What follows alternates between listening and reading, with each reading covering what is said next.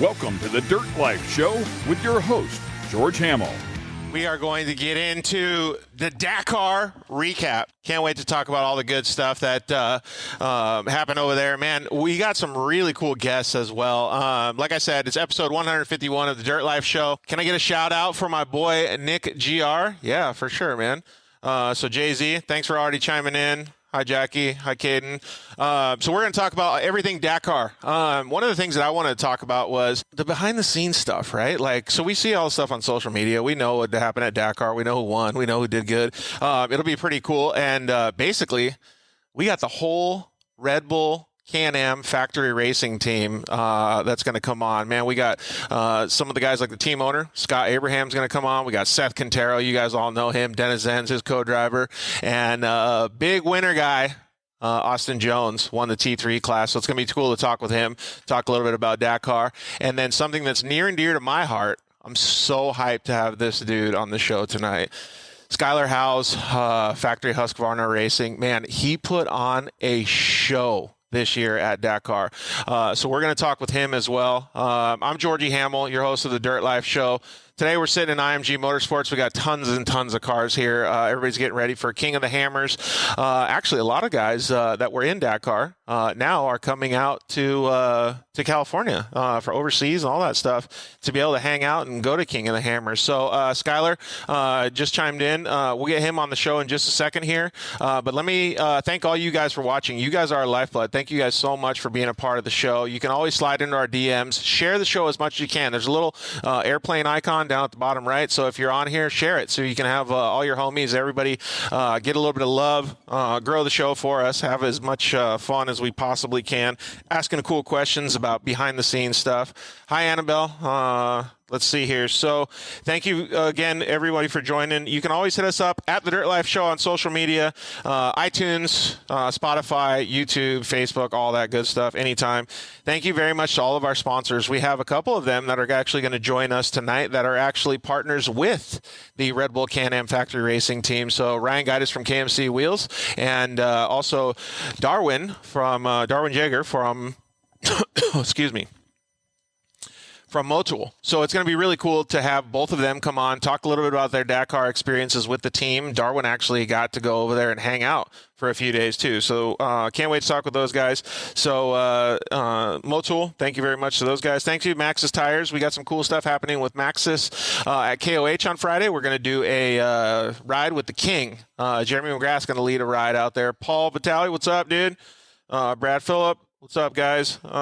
Thank you to the guys over at Shock Therapy. If you want to use the code DIRTLIFE on their website, shocktherapist.com, save yourself some money on some steering racks, the whole deal. Thank you to the guys at JL Audio. Give me this sweet hat. But get your car all decked out. They got a cool kit for actually your Can MX-3 too. So JL Audio is really hooking you guys up. Evolution Power Sports. Making Power, Zollinger Racing Products, thank you to them as well, Vision Canopies, and Cryo Heat. All right, so let's just jump straight into the show. We're going to start talking Dakar. I got some questions, but I also want you guys to ask questions too. So if you guys hit us in the comments, let us know what you guys want to talk, what kind of questions you guys have to our guests tonight. All right, so let's get Skyler Howe on here, see what's up with him. Redbull Can-Am Factory team, thank you very much for joining. Skyler, what's up, man? Yo, what's up? Thanks for having me on. Yeah, absolutely. Well, thanks for bringing you and your best friend, your mustache. Appreciate that. Yeah, dude, it's looking good. Got it curled up, got it torqued. Hey, so how hard was it to keep that thing like crispy out there in Dakar? Not that difficult. I don't even put any product in it. It's just naturally trained. Really? The problem is the faster you go, it comes directly into my mouth here. So the problem is trying to keep it out of the mouth. Dude, that's hilarious. Well, thank you for joining. I really appreciate it. And then first of all, I want to congratulate you, man. You put in one hell of a ride, man. The ride of a lifetime, I guess we could call it. I don't know how gnarly it is. We'll get to it and start talking about it. But before all of that, like I used to be a dirt bike racer myself. I raced supercross and motocross and stuff like that, but I've never done anything as gnarly as Dakar. But like, so the first question I had was, how the hell do you even train for that? It's tough. Like a lot of the background from a lot of the other racers come from motocross and high intensity stuff, which definitely translates over. But me and like most of the Americans that have ever raced the Dakar all come from off-road. Like me, Chris Blaze, Ricky Brabeck, we all have come from off-road background, minus Andrew Short, obviously comes from motocross and supercross background. But I mean, kind of growing up in the desert, especially now in Saudi Arabia, like it feels kind of like home. There's so many areas that look like the Southern California, Southern Nevada, Southern Utah desert and stuff. So honestly, just our background in racing off-road is our biggest base. But for training and all of that kind of stuff, I actually train with a triathlete. So most of the training that I do is a lot of super long distance stuff. And then when I'm in the gym, it's just trying to build as much muscle as possible and then building that endurance and conditioning base too. So the training off the bike is a lot like a triathlete for me anyways. And then training on the bike is just long days, putting the road book in front of your face as much as possible. And then just riding every single different type of terrain you can possibly find, like dunes down in Glamis or in Sonora or, out in Barstow, as gnarly as it would be on a rally bike. It's actually super great to train. And at my home in St. George is like the same desert as Saudi Arabia. So it's like perfect place to train just right out my back door. Dude, you just hit on a bunch of stuff that I'm fond of. So fun fact, I've actually done an Ironman. So I did a bunch of triathlete training and stuff like that. I think it aligns you really, really well with that stuff too. Cause, the most important part of that training part that I think is the recovery part, not necessarily having cause you can do the ride, right? Like most people can do that ride, but the recovery part and being able to do it for so many days back to back, that's like, in my book, that's phenomenal.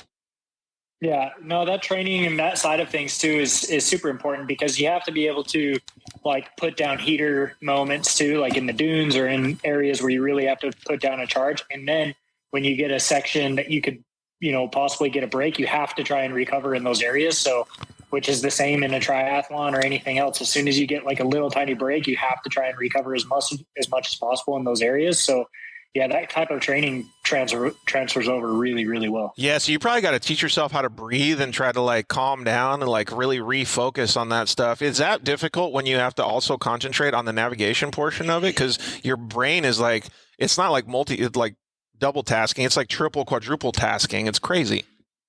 Yeah, there's a lot. And I mean, the organization keeps throwing more and more rules at us that we have to focus on too. So there's so much more stuff that we have to do as just beyond riding the bike. So yeah, focusing on your breathing and your mindset and how you're attacking the trail in front of you. And then you have the trail in front of you, and then you have the road book, and then we have a speed limit, and then you have the next day and the marathon stage and all types of other stuff that you have on your brain that you have to like focus on all of it. So it's I don't know, it's a crazy thing, especially to ride a motorcycle. Dakar is crazy no matter what you're in, but on a motorcycle it's just that extra level of challenge because there's so much you have to be aware of and keep the focus on all the time. So it's insane, but I mean, I think that's why I like it so much. Yeah, totally. I love that you guys can actually go through and do that. One of the things I talked to Toby Price, I think it was last year or something. I asked him too, and he's like,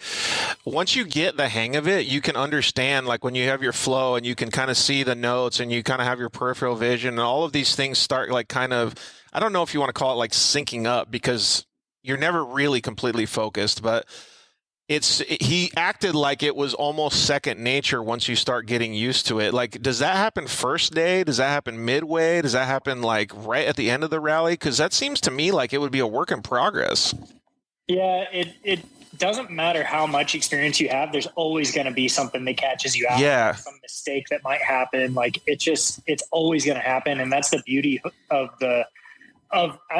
our sport in general, off-road racing in general, is like, it doesn't matter how good you are. There's so much stuff that can and probably will happen and you have to be able to correct it. But no, for me, like, honestly, I was more nervous for the prologue in the first stage than I was for anything else, even how close the race got at the end of the race. Like, I was more nervous for the start of it than I was the end of it.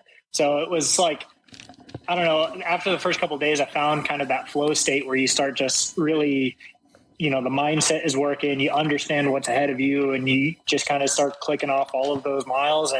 And Yeah, it's interesting because there is so much you have to focus on and so much being thrown at you, but it is still possible to try and find that, flow state and kind of get into it. You're clicking with the road book, you're clicking with the bike and the terrain in front of you, and everything's just kind of working. And yeah, those moments is kind of what we are looking for as riders, because that's when you start having the most fun. And this whole rally was, threw everything that it could at us with the weather and all that stuff, but it really did. Kind of lucky. We got lucky with the wet dirt too. It's always better to ride in wet dirt. Us on the bikes, we lucked out in front of, we missed a lot of that. So, but I have fun and I operate. I'm having fun. Yeah, you just have to find that happy medium and just start going with the flow, and the rest will take care of itself. Kind of. Yeah, let your body do what it's used to, like your muscle memory and stuff, right? Hey, so Courtney Christine asked the most important question to ask Skyler is Mario or Luigi? I don't know. I'm tall, which means more Luigi, but Mario's the main character, so I would say Mario. Yeah. What's your favorite color, red or green? I grew up. It seems like your phone's cutting out a little bit. You got decent Wi-Fi or good connection over there? Yeah, I got full bars Wi-Fi, dude. I don't know what the deal is. Yeah, it sounds all right. So, knowing all that stuff, how do you even manage it? Because one of the main things that I wanted to ask everybody tonight was to see if you train like a triathlete, you have to eat specific things, right? You have to do specific things during the day, like running and stuff. You got the exercise portion covered, but now you have to sleep and you have to eat. So what's the plan over there, when you go over there? Because you're basically throwing everything that you do on a daily basis out the window, right?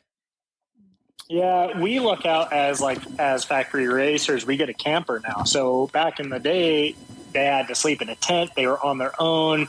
The conditions and accommodations just really weren't that nice. But now we have it pretty easy. We got a camper, we have a full team that's typically there before we even show up. So we can stop, hand the bike off, and then focus on recovery. And we are typically finishing early enough in the day that we have enough time to focus on that recovery. So I get off the bike, usually go straight and eat some food. And then we have a team physio, so we can get some physio work as well.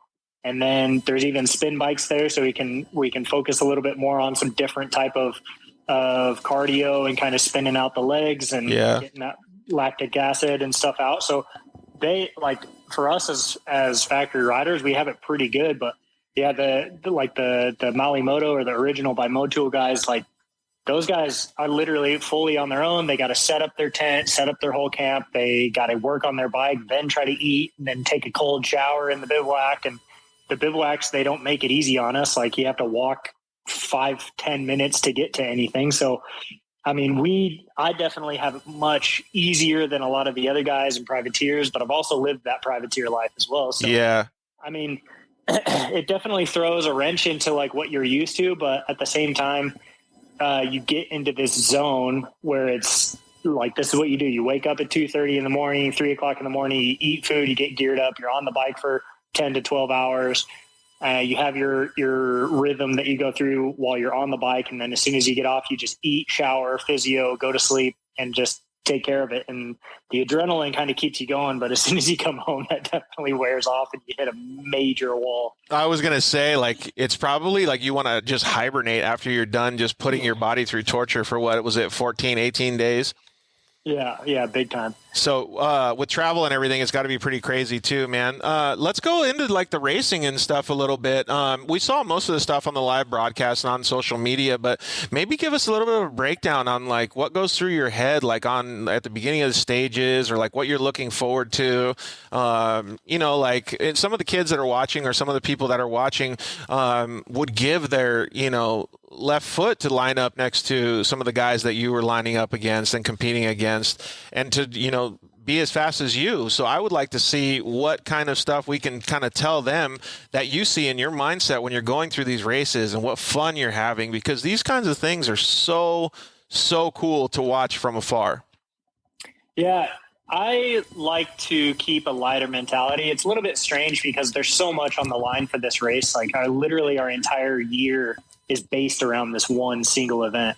And so there's a lot of pressure. You have to be good every single day. And there's so much that like rides on it. So there is a lot of pressure, but at the same time, like there's so much that literally is just up to chance. Like you have 2 weeks of whether or not you have to be good every single day. Mm-hmm. And the odds of that happening, you just being perfect, are slim. So you have to be okay with, okay, if a mistake happens, like it just is what it is. Put it behind you, keep going. And if you do well, you're starting next to or in front of guys that are, legends and super fast, or whatever the stage that day might be really tricky, or just some stuff is so crazy. So I don't know. Like I said, I try to keep a lighter mentality as possible. It's just, it just is what it is.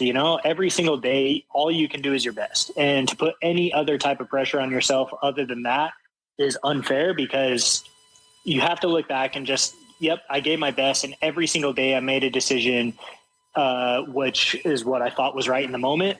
And that's how it goes. Like there's so many small points in that entire race that could have made the difference between a win or a third place. That actually makes a lot of sense. Like we actually talk about it. We actually talked about it at the first episode of the year here on the Dirt Life Show. Is being a good racer, a professional racer, you have to have good perception to be able to see these things, like your lighter mood, right? So that's your perception. That's the way you do it. And then during the race, you're making a whole bunch of choices. But it sounds like one of the main things that you do is at the end of the day, you're accountable for your actions, and you kind of like do a debrief in your head, and then the next day you're like, fuck, I'm not going to make that same mistake. I'm going to go out and I'm going to nail this and do better this day.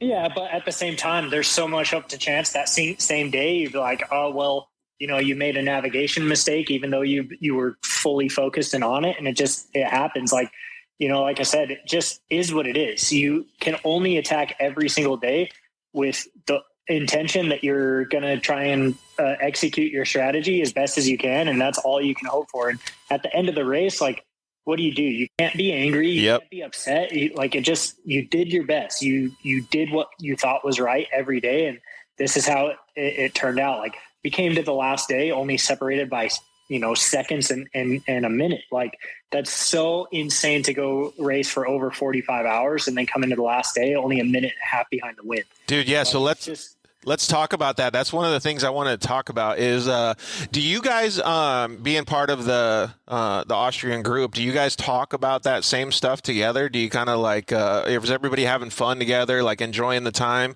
Or when you get to that point, first of all, how the hell was it that close? Like, you could have never planned it like that, right? And then, like, what's the mood like under the tent? That last day, the bonus is we're all quite good friends. Like me, Toby, and Kevin, we get along really well. And that's the other bonus too within the team is there's no team orders. It's just whoever wins is the best. Like, yeah, there's always a nervousness to it. Like, they definitely were nervous that we were going to go and take ourselves out because we were pushing so hard. But they literally left it fully up to us. It just comes down to who the best man is going to win. That's it. And which was really cool because then it honestly took the stress off of us, and it kept it more fun because then it came down to just straight up a good old fashioned race. Dude, that's so cool. I love that mentality. It was awesome, and like I said, we're all quite good friends. So start line, finish line, in the bivouac, whatever, we're always joking around with each other and like having a good time about it. Like it felt like there was no stress. Yeah, the win of the race is on our shoulders, but at the end of the day, like, we all knew what we had to do and we just had to do our best. And yeah, whoever came to the finish line first was going to win. So that was the coolest part. That actually probably makes it so fun for you guys because you guys can all be like, all right, may the best man win. We're going to, like, everybody's going hard in the last race for sure. Yeah, it was awesome. Dude, that is super cool, man. What was some of the funnest things that happened? I'm sure that there was a million because you guys were out there for so long, but can you remember anything that was like, I don't know, just a star-studded like thing that's going to always last in your mind? Just being that close with two legends and like, racing against them and kind of coming to the finish line and sitting there, literally Kevin was counting down to the seconds to see whether or not he was going to win. And then he found out he was going to win. That like celebration, that cool moment there was super awesome. And yeah, because he wasn't thinking he was going to win, right? Well, it's tough. I mean, it comes down to 12 seconds. He literally had to go 13 seconds faster than Toby in order to get it. So he's sitting there counting down literally to the second on whether or not he's going to win. So it's just like we cross the finish line and you have no idea until Toby crosses. So it was the tense atmosphere there was really interesting. But I mean, the best day I've ever had on a motorcycle in my entire life. I didn't even win the stage, and I wasn't even riding with anyone else. I was riding alone. The stage 3 was like the most incredible. It was like riding through a movie set. It didn't seem real, riding through these giant canyons and mountains. Dude, that's so cool. It was so sick. I just thought to myself, like, I even got a little bit emotional while I was racing. It's like, this is insane that I get to do this. Like, this is the most incredible experience. And the fact that I'm here in general is so sick. Like, I don't know. I really enjoyed my time. And I think that's what the results reflected that too. I was just having a blast and keeping it light. I mean, literally you just can expect your best and nothing else. And so you also have to keep it fun. That's why we started doing this sport in general, is because it's fun. Honestly, so, man, like I've already respected you so much as a racer and obviously look up to you for the things that you've done. But just hearing you say that, how you have the respect for understanding we'll call it the gift of your occupation, like that is pretty amazing, dude. That shows what a good human being you are before a dirt bike rider. I love that.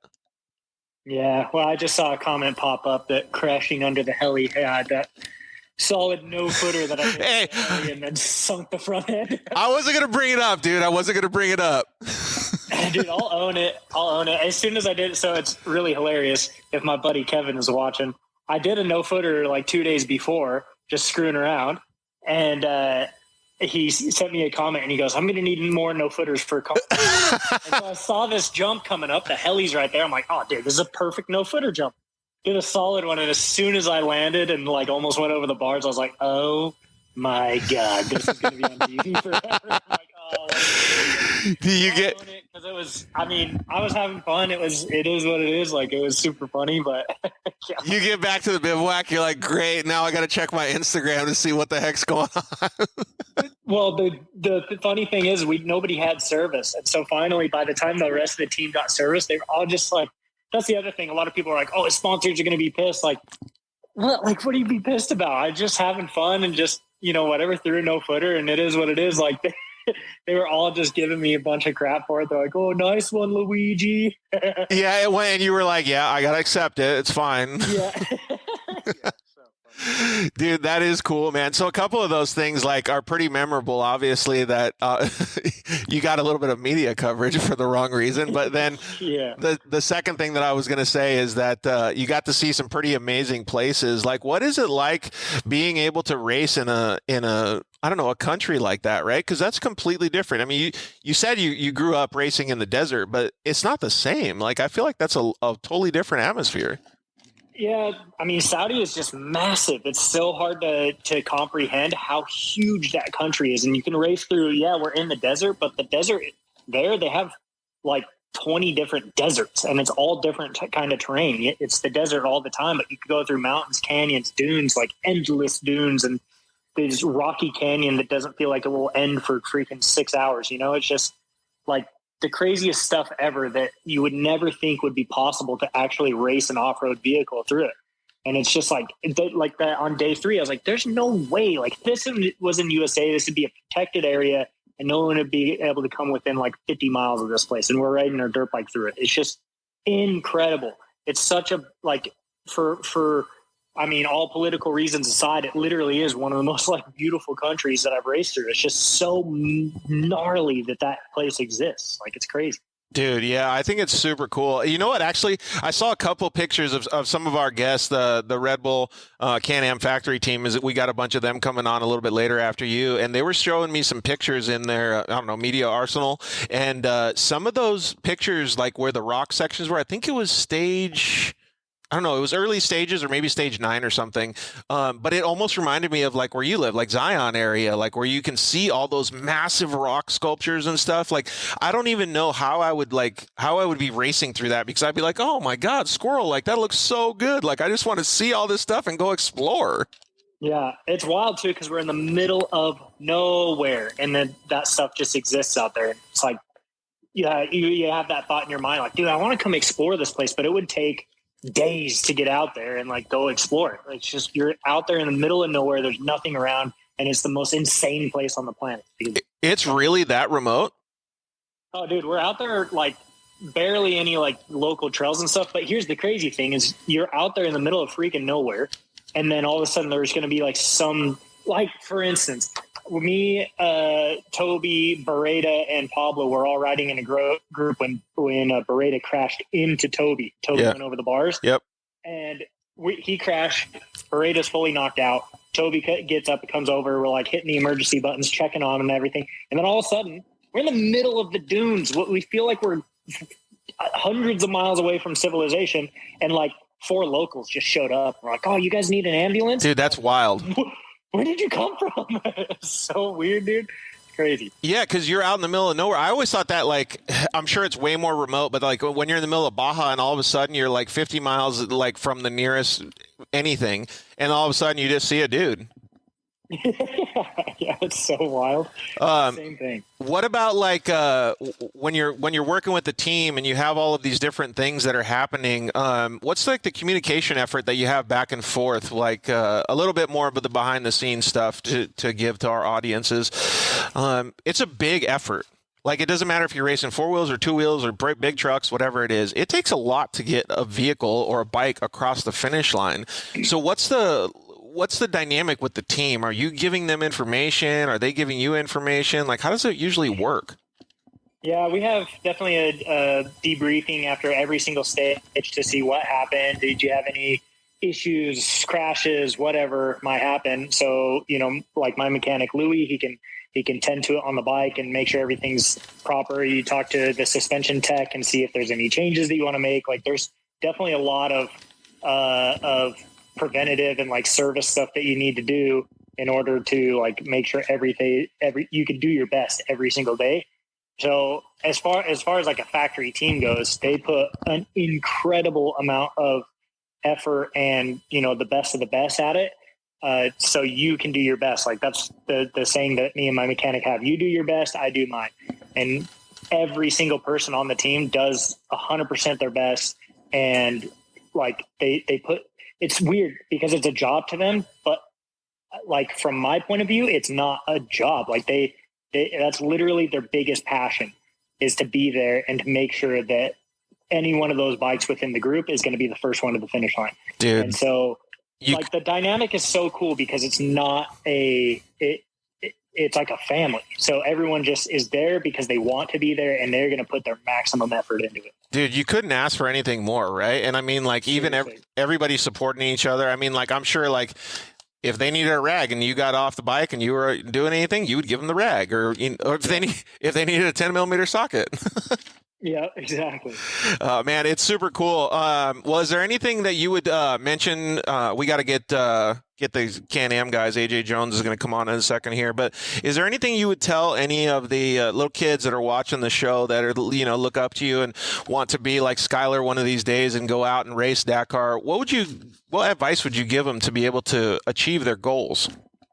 Dakar and rally specifically is difficult because it's definitely not cheap. And I, as a lot of people know, definitely put it all on the line and gave it my maximum and sold every single thing I own to get to it. So it's tough to get into rally for sure. But if you have a dream, I'm not here because I was just lights out the fastest. I'm here because I didn't give up. And I had a dream, and I knew I was capable of that dream. And I just did I put all my cards in. I went all in, and it, never in my life, I don't want to look back and say, what if I did better? What if I tried harder? What if? I want to look back on my life and be like, I gave it my all. I did 100% what I could have done.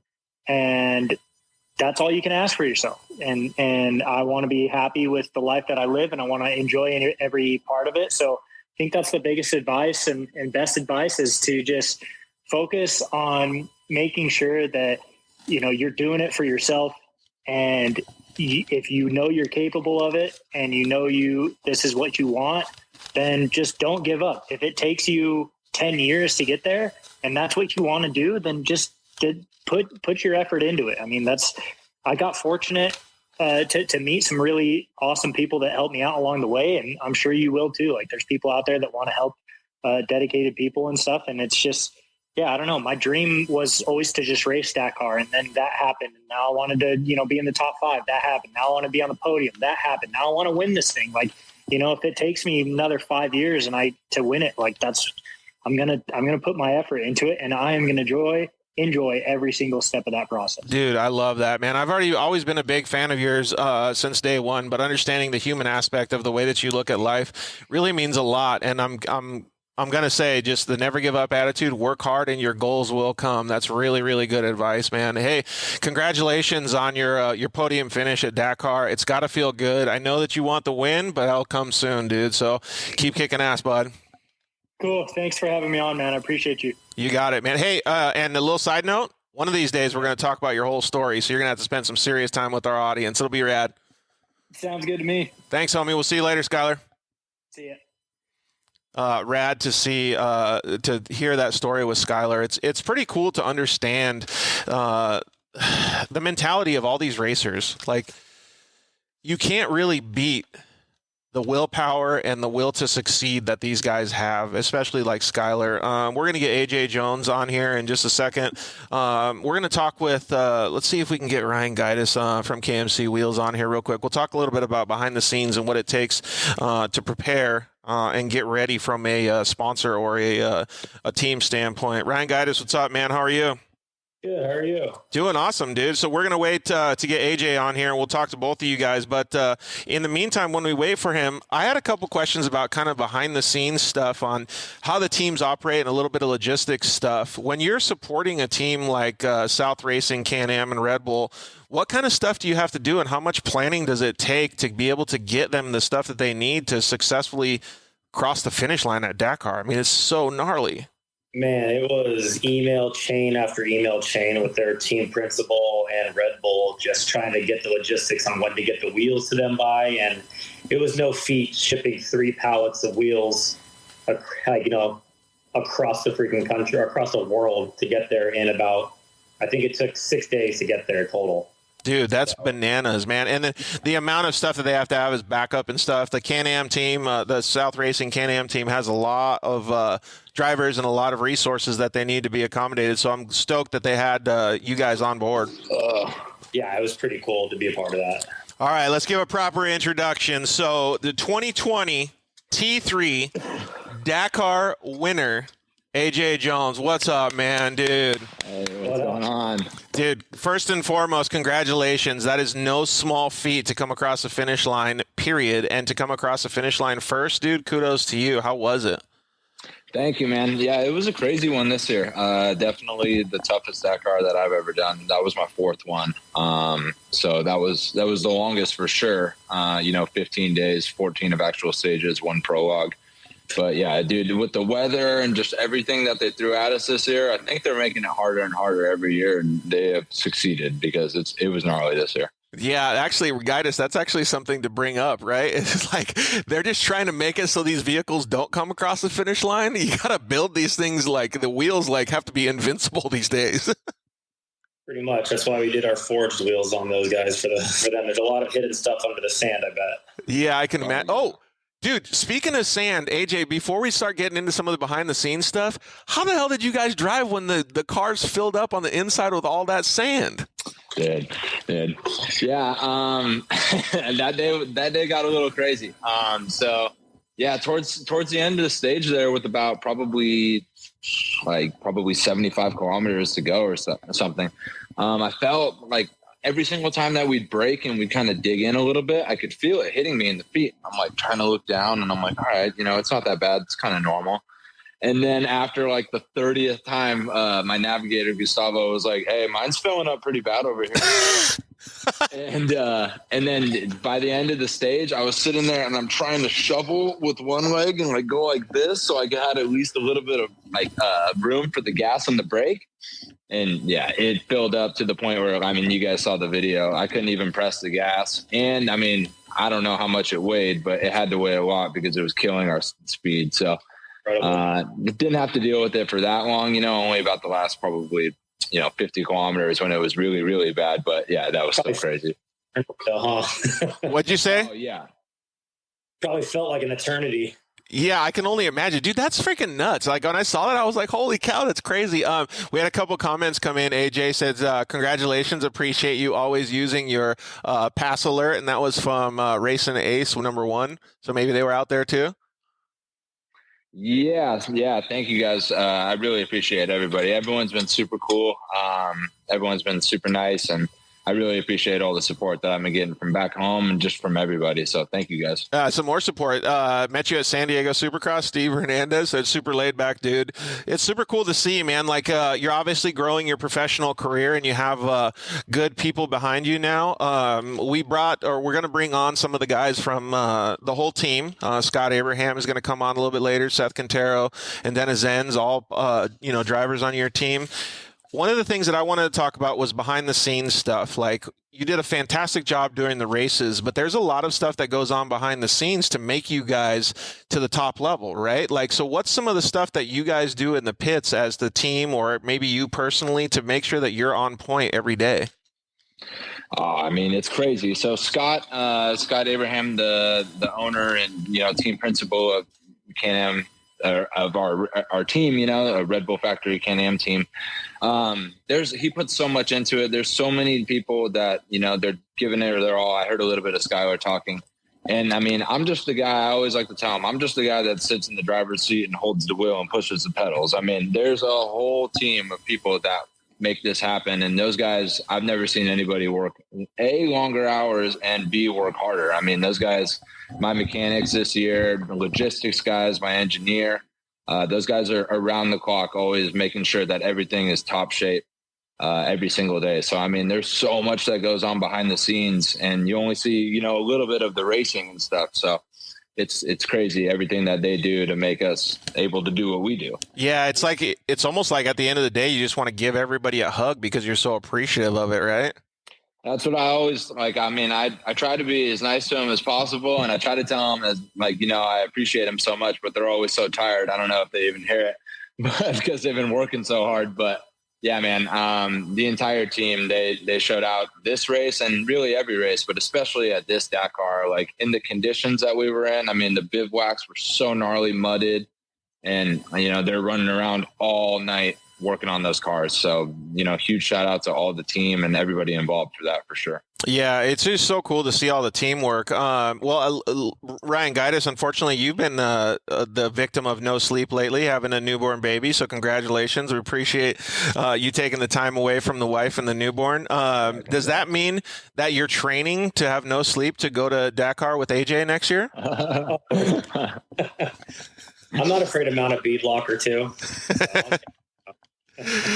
I do think it's cool, and that's why I wanted to talk with you a little bit too, Ryan, is because AJ mentioned all the teamwork and how all of these things happen. We all think about how everybody over there is working. We think about all the behind the scenes stuff. It really does, an army to get those cars across the finish line. When you see AJ cross the finish line first, you probably couldn't be more happy.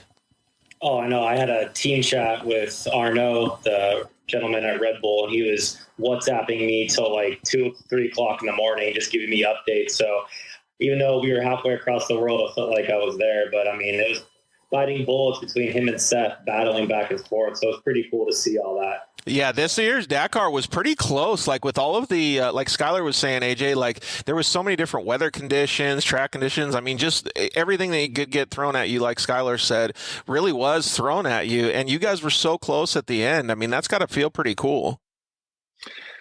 Yeah, definitely. Yeah, this class, the T3 class, there was a lot of heavy hitters this year for sure. And there was a lot of people that could have came away with the win. So I knew it was going to be hard. I knew it was going to be close the entire time. So yeah, I mean, it's fun. It makes it more fun, you know, when everybody's at the top of their game like that. How do you strategize then? Because you have so many days to do it. Does your strategy change on a daily basis? I mean, so we have a plan coming into it. Me and my navigator, Gustavo, we kind of map out what we want to do, what days and stuff like that. Obviously it changes according to, you know, kind of how the race shakes out. But for the most part, we just kind of stick to our plan. We talk a lot with our engineers a lot. You know, he's kind of like a race strategist as well. So we talk a lot with our engineer, really just try to make a plan for every single day that's based on our original plan and just try to keep it all smooth and bring everything to the finish the way we want every single day.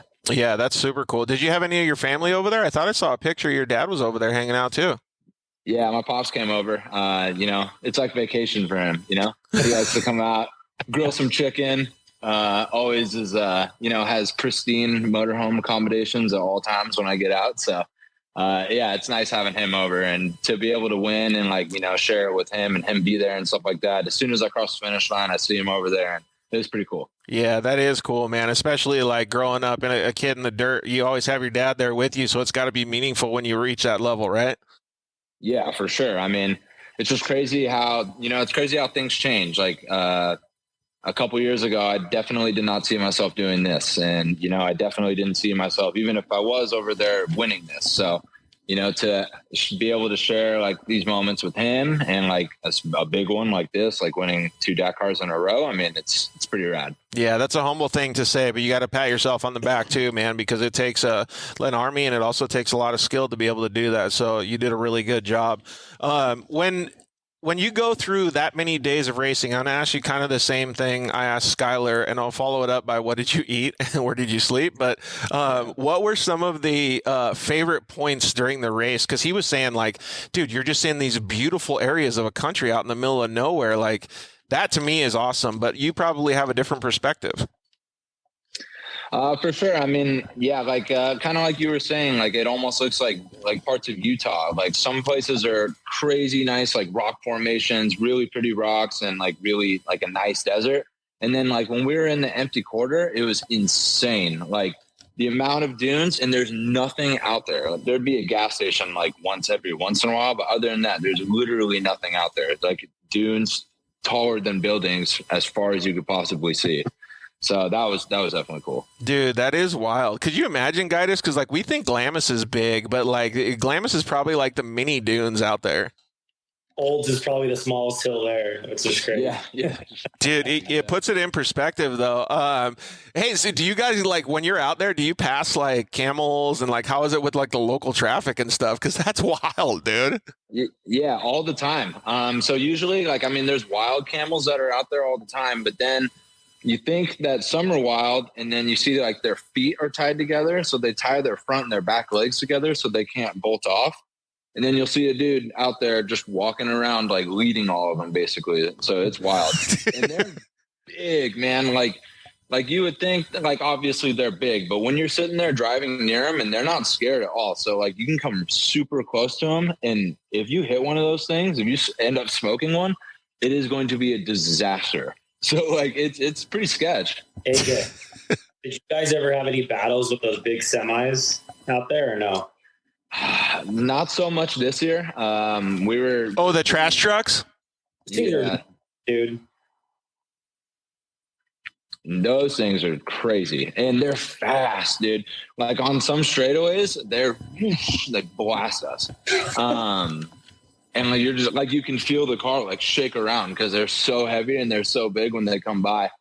But yeah, we were messing around with a couple of them, but this year I did a pretty good job of staying away from them for the most part. I was kind of in a different pack every day than them, so thank God for that because those things, it gets pretty hairy whenever you're around them. Hey, so fun fact to both of you guys, my favorite class out there is those big trucks just because I want to get in one. So I see 3 guys on the screen right now that could probably handle the job. So AJ, next time you're over there, just start passing out business cards and we'll see what we can do. Yeah, only if I drive. Yeah, perfect. I'll sit in there, dude. I'll sit in the back. I don't even care. I just want to get a ride. Navigator. I don't care. Those things are pretty sick, Gaius. You'd have to make some pretty big wheels, though, to fit on there. Yeah. No, I want to go. I want to try to go next year. It looks like a lot of fun. My buddy Darwin at Motul went, and I was just texting him like crazy, like major FOMO when he was out there. I was so jealous. Hey, so don't watch the end of the show because Darwin's going to be talking about how good of a time he had out there. I'm going to block him. It's all right. All right, perfect. Yeah, so like what kind of stuff do you have a program that you eat and like eat certain stuff, AJ, when you're out there? Or like what's the – because I know that they feed you good. Scott has a really good program that he operates. Right. Yeah, so we were spoiled this year. Scott had, he had full catering set up, so that was really nice. That's kind of a game changer when you're only eating like once every, 14 hours or so like that. So Scott had catering. That was rad. Dakar, it's rough and it's hard out there, but being with a team like how Scott has everything set up, I mean, it's top of the line. It's as good as it can possibly get. So I'm really grateful to drive for them for sure. Yeah, I actually looked. I was telling Skyler, I looked through some of the media stuff and some of the pictures. Honestly, when I saw the freaking all of the catering stuff that he had, I was like, dude, this looks like better than what I cook at home. Yeah.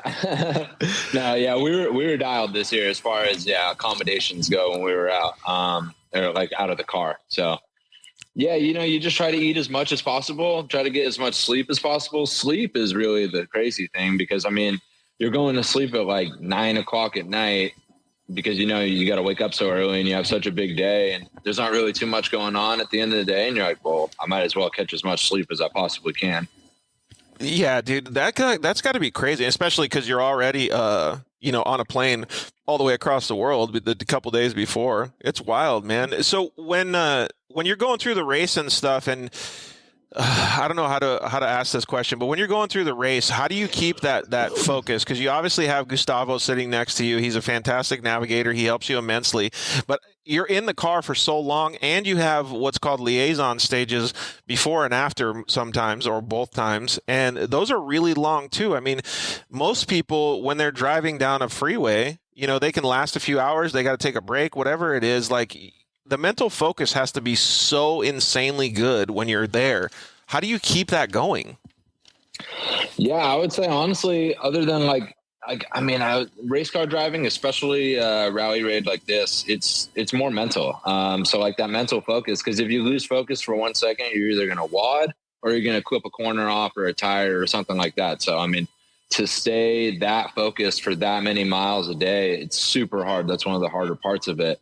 And then, when you get on the liaisons, it's crazy. We had some killer liaisons this year. Some were heavy, and especially with all the rain and stuff like that. Sometimes we're on liaison for 6 hours a day after we just ran the stage all day.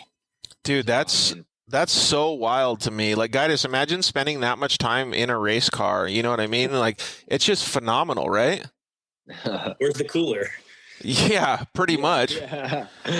Do you guys have snacks and stuff inside the car? Yeah. We always have, some stuff here and there, just kind of whatever we can grab and throw into our door bags. We eat a lot of like cashews and nuts and stuff like that. A couple apples here and there, but really that's about it. The accommodations from Redbull seemed so unreal. Seeing those big, like almost containers that opened up. Those things were so sick that they had for you guys. Yeah, those things were dialed. The expandables. Yeah. So like they're basically just like huge lounges like that. Where that's where like everybody sits down and eats at night. It's where all the coffee makers are, which they're constantly getting used. So those things came in clutch. We had Park City Adventure Dual Sport actually asked. They asked basically if you wear catheters. Everybody wears catheters, man. Like it's just the way it goes. Just like desert racing in the United States, it's all the same stuff. Because you can't get out of the car, you got to keep going as fast as you can to win. One of the things that I was going to ask AJ is like during those liaison stages, it looked like when I saw something on social media, like you're actually in traffic with the main flow of traffic. Yeah, we're just out there on the road. We're just a normal car. So sometimes like when you're out, like generally we're out in the middle of nowhere, so that's not a huge deal. But sometimes, we do have to go into towns every once in a while and get to the next bivouac. Maybe they'll put one they usually put them at like old airports and stuff where there's tons of room. But that's wild, dude. Guys, could you imagine driving a race car around a totally different country, just cruising the streets? That would be so much fun. Hey, it looks cold as hell for you guys at a lot of those stages, so that's the only. Yeah, it was freezing cold. But like on the liaisons, like, dude, sometimes we'll come up to a roundabout and it gets sketchy. Like, a lot of in the United States, we drive good. Okay. I don't care who says what, but we drive well. Some places it is sketchy. So like, and you're driving a race car. So everybody of course wants to stop and take a picture. Everybody wants to drive right next to you and get as close as they possibly can. So yeah, that's one of it's fun, but at the same time, I mean, at that point when you're in the car for that long and you're getting to the point where you're almost done, like in town or something like that, you just want to get to the next bivouac and get out so bad. So, and you have 696 pounds of sand in the floorboard. Yeah, that doesn't help either. Dude, that's so crazy. I mean, like, just thinking about all of the stuff that you guys experience in that, it's a 14-day race, right? But just thinking about how much you guys experience, even just in the plane flights and travel, dude, to me, like, I just get a smile on my face because the opportunity that you guys have and the cool factor of it is just so amazing, man. Like, you have to be, I don't know, you have to pinch yourself, don't you? Yeah, definitely. I mean, I'm super lucky to be able to do this. Obviously, with the whole team and everybody that supports, really lucky to have everybody in my corner helping me out. But yeah, I mean, we get to call this our job. Like, that's so rad. I mean, you can't ask for anything better. So really lucky to be able to do this, and to be able to do it at a high level is just, icing on the cake. So. Hey, so Guidus, I think you probably have the same question in your head. Did you have any sketchy moments, AJ? I mean, unfortunately, like, not so many. Well, fortunately, let's not get anything wrong. But like nothing super gnarly this year. You usually have a couple of holy shit moments, but this year it was pretty clean for us. I mean, we wanted to keep it that way. That was kind of our idea. It was just, let's be really clean every day. Let's bring the car like back in one piece, make as little work for the mechanics as possible. So, I mean, we were just cruising at a nice pace the entire time. Obviously, we had to pick it up and push sometimes, but nothing really, really too sketchy. I would say the sketchiest thing was we almost flew down a couple of dunes because, like, just on sheer drops, but kind of expect that. Kind of used to that by now. So, I mean, I'm just like, whoa, that was almost a huge drop. I saw a bunch of people posting.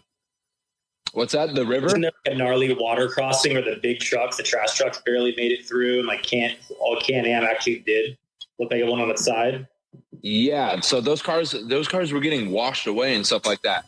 So I went through there probably, a couple minutes before, because I started more in the front that day. It was there when I went through. It was there, and there was tons of standing water everywhere and stuff. We were hydroplaning all over the place, and like Gustavo was like, "Whoa, keep it straight." And I'm like, dude. I'm a passenger, bro. Like, I don't know what to tell you.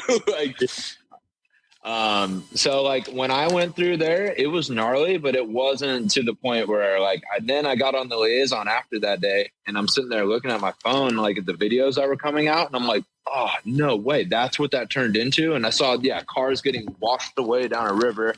My buddy JP, Chaleco's co-driver, literally getting out with a tow rope and going for a swim. And I was so lucky that I didn't have to go like through the gnarly part. But when I went through, I just blasted it. We got through, and we were like, good. All right. And then just, went. Dude, thank goodness you got there at that time. Oh, yeah, for sure. And I won that day. So, I'm super stoked. Yeah, you weren't super wet. Like, dude, he must have been an iceberg after taking that. Let's see, Andrew JPEG or whatever. He says, "Is that AJ Jones? Congrats, brother." Oh, my man, Andrew. What's up, bro? It is super cool to see, man. And then obviously, you and Skyler being American, obviously Seth, it's really cool to see, like, especially for us American fans, you guys are bringing a whole new light to Dakar. Obviously Casey Curry, Ricky Brayback, all of these guys, right? But it's really, really neat to see, because the first time that you went out there compared to the way it is now, it's massive. Oh, for sure. I mean, it's picked up so much, even within the last 4 years that I've done. You got dudes like they've done 20 Dakars and like 10 Dakars, stuff like that. So, I mean, I can't even imagine like what it's been like for them. But even in the last 4 years, it's gained so much popularity. Really, in the United States, it's picked up so much.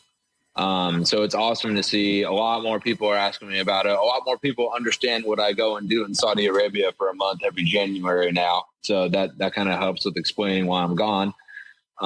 So yeah, I mean, just even in the country, I mean, when we first got there 4 years ago, there was, you know, like they were kind of like, what are you guys all doing here? There's some type of race, like that kind of thing, like the locals and stuff. And now, like, it's really picked up quite a bit and gained a lot in popularity. So that's awesome to see. Yeah, I think it is. And you know, you're a humble guy. Skyler's a humble guy. But you guys are doing a good job representing us, man. So I appreciate that, because you guys are holding a lot of weight on your shoulders when you go over there, because you're not just representing yourselves and the team. You're representing a whole nation, right? So I think it's pretty cool that you guys can do that and represent us well by winning. So kudos to you for doing that. Excuse me. You got any more questions for AJ? Because I'm going to ask him to throw a shout out. No, I was just saying congrats, man. Glad we were able to join that team last minute, and it's going to be a fun year. So. Yeah, for sure. Thank you guys, man. Everything was great as far as, you know, wheels go. So thank you guys. And, you know, it feels good to have a company like you guys on my back. So I appreciate it. Hey, we had a question come in from, I don't know, PHLIK says, how's the visibility in the media versus the races in the U.S.? Do you have any idea about that, or could you answer that, Guidus, either of you guys? What was the question? Kind of like, I guess, the visibility in the media compared to U.S. Like, maybe let's just use, I don't know, a big race in the U.S., like a Best in the Desert race compared to one of those races or something. I don't really understand the full details of it, but there's a boatload of media. I know that. Yeah, it's crazy. The amount of coverage the Dakar gets is absolutely insane. And it's not only, you know, it gets broadcast in so many countries. My media guy, he was saying that, like, I mean, there's 195 countries that, you know, they at least, you know, put it on their TV, on their local, you know, their news coverings and stuff like that. So the amount of media that we have to do, that's a huge part too. That, I mean, I guess you guys see, it's not quite behind the scenes, but it's such a huge part. I mean, when we were at rest day, we didn't rest at all. I mean, you get one day to chill and do nothing, and we didn't rest at all because, I mean, we're constantly doing stuff. We had this media drop of this media drop of this appearance over here, like that. Photo shoot. Yeah, exactly. So, I mean, we did so much media, and the amount of cameras that are out there, the amount of people that are broadcasting this all over the place, people flying out from basically every country with, you know, their media stuff and covering the event for a company or something like that. It's insane. So I would say as far as that goes, I mean, it really doesn't compare to any other races that I've done. You'll see some stuff here and there about some America races or, you know, down in Baja and stuff, but the amount of media over there, it's insane. And so many people in so many different languages asking you so many questions. It's tough. Yeah, and I think one thing to make light of here too is that there's not really the same type of racing like the rally raid racings like Dakar in the United States. It's a lot different. The terrains aren't like close together like where you're at, and it's just a little bit more separated or diverse, right? They have different racing leagues and stuff. So for you guys to be able to attack all that stuff in 14 days is just phenomenal. It's just a one of a kind event. Yeah, definitely. It's really unique. And it's hard, man. Like it's tough. I like the idea of it though. I'm super into like rally raid, the format of it, you know, the way it works, how stage racing basically. I like it a lot. So I think that it should be more popular in the United States. We have the room. Yeah, exactly. What'd you say, guys? I said it's getting there, it seems like, with all the traction with all the U.S. racers. So it definitely seems like it's gaining traction. Yeah, totally. UTV El Paso, West Texas asked, when's your next race, AJ? That was a question I was going to ask, so he beat me to it. Yeah. I'll be at King of the Hammers this weekend, excuse me. I'm cruising out on Thursday. I'm going to pre-run for a couple of days, and then I'm going to race a desert race this weekend. Dude, that's going to be pretty cool, man. What kind of car are you going to be racing in the desert? You guys have a purpose-built one, or are you guys going to use something that you guys have already driven? I'll be in the South Racing Can-Am, the same one, basically the same one as I just raced at Dakar. It'll be pretty close to it. You know, there's a couple things that. There. What'd you say, guys? It's going to turn some heads out there. It's going to look really cool. Dude, I can't wait to see it. You know what's cool, though, is like, AJ, you can vouch for this because you have been in trucks with your dad and stuff like that. It's rad to see UTVs come this far and be so universal. I mean, like, you can use them in so many different racings. Yeah, for sure. I mean, we've taken, like, this year at the 1,000, I raced, basically an exact copy of my Dakar car at the 1,000. So, you can do so many different things. Red Bull's got tons of events this year. All those scramble series, like the ice scramble and all that kind of stuff. So yeah, the amount of things that you're able to do with these UTVs, it's amazing. Dude, it really is cool, man. Hey, so I just want to say congratulations. First of all, being a two-time Dakar winner, that doesn't come easy, man. You put in a lot of work to be able to get to this point. You're a fantastic racer. The more and more I get to know you, the more and more I see what a good human being you are. So keep doing what you're doing, man. And I know you got a lot of people that you want to thank. So throw some shouts outs, and then we're going to get your buddies Dennis Zenz and Seth Quintero on. For sure. First and foremost, as I already said, shout out to the team. Anybody from the entire South Racing squad that's watching this, you guys make the ship go. So shout out to you guys. Big shout out to my fiance at home where she can probably hear me. She's in the other room right there. So shout out to Annalise and, my parents, obviously my dad, he's out there with me. So that's nice to have him out there supporting me. My mom at home, she's supporting, telling all her friends about it, so it's making the local Facebook. Yeah. And so I mean, just really everyone who supports, all my friends, family, everyone who's supporting me and stuff like that, I feel it.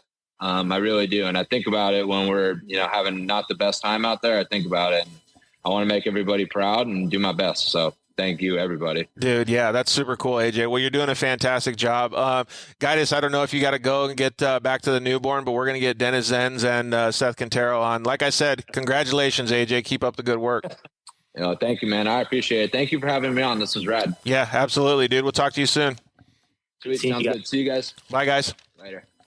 All right, so we're going to get Dennis Zenz and Seth Quintero, also competitors in the T3 class at the Dakar Rally. And, man, just battling AJ and Gustavo just down to the wire, man. It's so cool to see the UTVs come to, just be this competitive, man, in such a massive form of racing. So we'll get these guys on whenever they can join. Yeah, Guidus needs a Red Bull. Guidus always needs a Red Bull, man. So he's a busy guy, man, and with a newborn too. I just think it's really cool, man. I really, really do. I don't even know what to say. Like seeing AJ just, do so well over there means the world to me, especially coming from Arizona and, just being such a great guy. All right, so let's see if we can get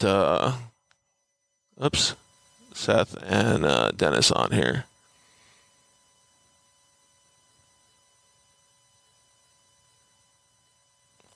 While we get these guys on, if you guys have any questions, please throw them out and let us know what you guys want us to ask to the guys when they do come on. I have a couple questions for these dudes. The sleeping part of it is so crazy to me, man. And then obviously eating. What's up, Brian? How are you? Bryant Fisher, what's up, dude? Good to see you. Looks like maybe Seth Quintero and Dennis Zenz. What's up, boys? What is up? I'm actually en route to the airport right now to go pick up Dennis. Oh, are you? Yeah. All right. Well, man, it's just super cool to see that you guys are coming to hang out again. Are you? Do you need to get off the phone, or you go okay?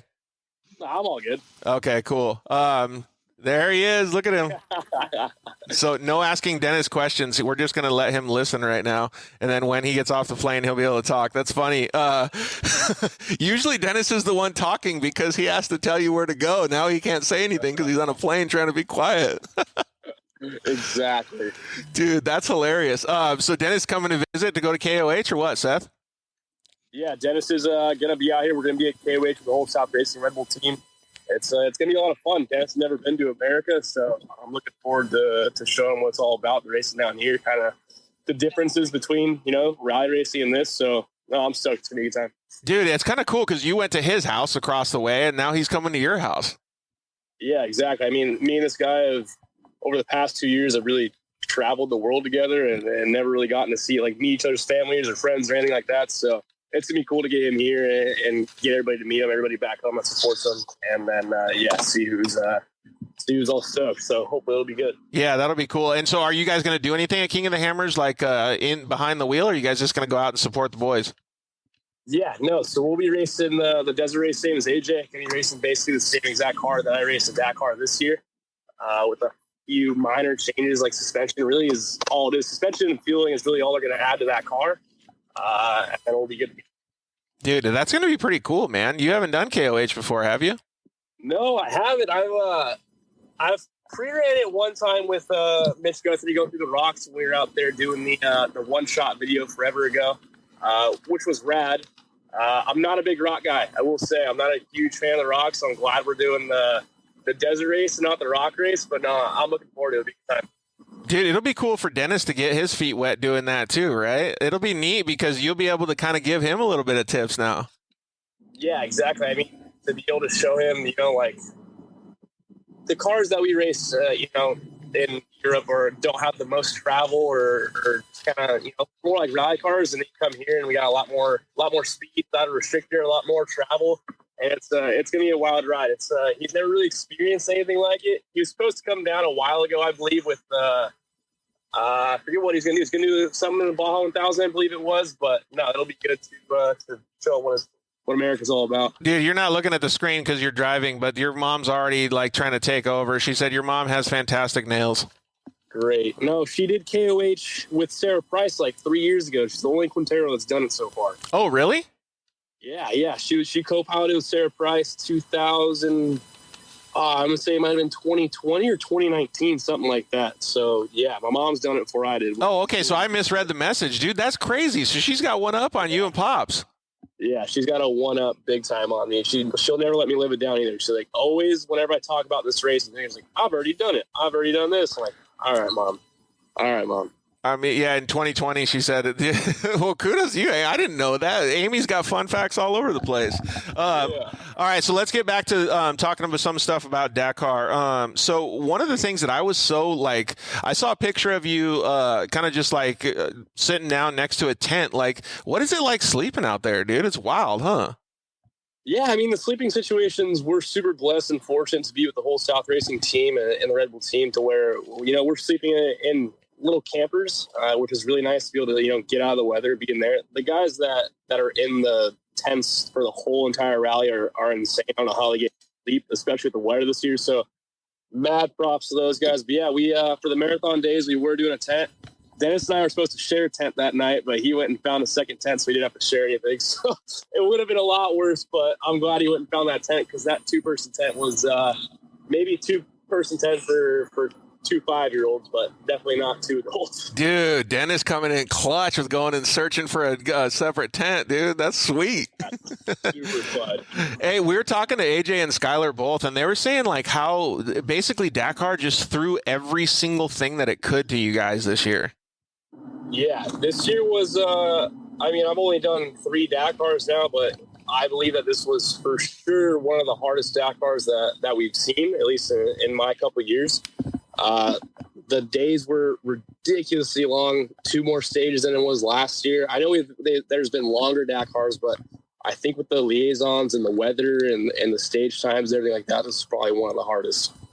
Dude, yeah, it's wild. And even what AJ was saying, timing came into effect. Like when he went through that water crossing, I don't remember what stage it was on, but he beat the flowing river, or the flash flood. And then how far were you guys either ahead or behind him? Because, dude, it looks so gnarly. Yeah, so we came in probably 3 or 4 minutes right in front of him. We weren't far in front of him. But yeah, I got super lucky not having to go through that gnarly of a water crossing. The flash flood was pretty crazy for us. I think we hit it pretty hard on the lake bed, but we kind of missed it on the river, fortunately. And we got there, and it really was like, all right, well, don't lift, or else it's going to be really bad.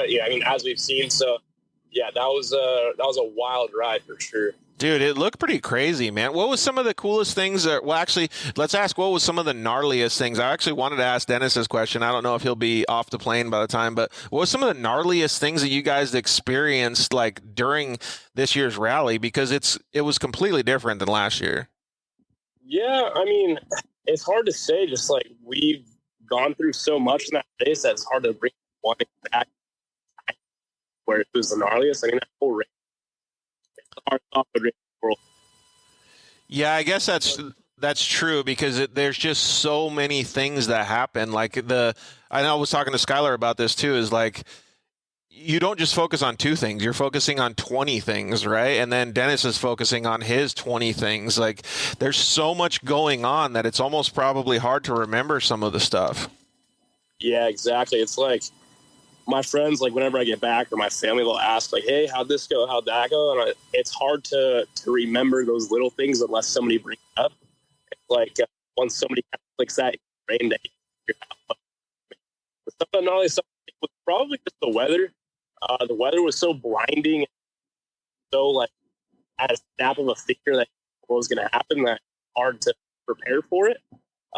We could start the stage when it's 80 degrees, and then by the time we're done, it's 25 degrees outside or 35 degrees outside and pouring rain. So it's hard to kind of pick what you're going to do with the weather. So I think the weather was probably one of the gnarly parts for us. Yeah, actually, that's true because it's like just you have zero idea what's going to happen, right? You're just like hoping for the best, expecting the worst. Yeah, exactly. Hello, I'm not back now. Dennis is free. Dennis is free. This guy gave me chicken McNuggets. He saved my life tonight. There you go, dude. Teamwork makes the dream work. That's awesome, dude. Yeah, perfect. Thank you, man. Thank you. So nice to see you guys. Yeah, you too, Dennis. Hey, first of all, congratulations to both of you. I couldn't give you the proper introduction before, but Dennis Zenz and Seth Quintero both doing a fantastic job at the Dakar Rally again this year. Dennis, give me a little bit of a rundown on how much it was different than last year's event. Well, actually, it has been 2 days longer, and it was like really tough, especially the first week. They really wanted to kill us, and I think they did. So it was a tough one. And I mean, okay, especially the second week, we went into the empty quarter, which was almost just dunes forever. So it was, I mean, it was a tough one for sure. But yeah, a nice one as well because I think it was a proper Dakar. So I'm not sure if it's nice or not nice. So, but yeah, at the end we did it. Yeah, it just seems like it's so gnarly. And you're right. Like it's a theme that you guys have all been talking about, Seth. I mean, they're just throwing more and more at you guys. Yeah, I mean, I kept saying this year, and Dennis and I both, it was like we didn't know when we'd catch a break. I mean, thankfully, like the bikers are on a way different level than we are, but thankfully the bikers got a break. But we were definitely hoping that we got a break the same day they did. And when I woke up and saw the bike race got canceled, but the car race is still going, I was like, oh man, this is going to be rough. But they threw everything. They threw the kitchen sink at us this year. But I honestly, I enjoyed it. It made for a fun rally and a lot of memorable moments. And hopefully next year's kind of the same. So, I mean, I think with being younger, well, it definitely helps me out a lot mentally and physically. Definitely didn't feel too tired after the race, thankfully, but yeah. You didn't? It cost me 1 week. It cost me 1 week. Yeah, so Dennis was pretty tired. Hey, but you guys will probably both agree with this statement is like everybody always says, oh, the track's getting rougher or the terrain's gnarly or whatever. I'm like, dude, throw at me the gnarliest, baddest race course ever, and I will love it even more. Yeah, for sure. I mean, it's definitely fun, obviously, going on, you know, those days that are smooth. You kind of get a little bit of a break, but for me, the best days and the best days for us results-wise is when we put all day prayer. For some reason, like those days that it's kind of easier to drive, I'm a lot slower. I lose the focus because I kind of block gag a little bit and not fly off a 200-foot. And then days where it's like that, it definitely turns up because we definitely lock in a little bit harder because you have to focus. So I'm definitely the same. Whenever you throw at me. Yeah, it keeps your ADD intact, right? Like, hey, Fried Scotty said birria tacos. Does that mean you're going to show Dennis where to get some really, really bombed food this when he's out here in America, or what? I would love to. Oh, yeah. I'm going to get the best tacos.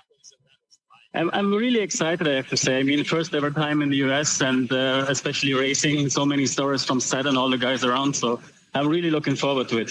It's great to be here. Hey, we had a question come in that was asking, this is the first year that you guys were able to have a windshield, and it's from RIP K-Mom, Ripka Mom. Yeah, this year, I was so thankful to have a windshield. The past couple of years, we didn't have a windshield. And that was brutal. And then going to the weather that we did this year, just like, thank God we had the wind, soaking wet every day.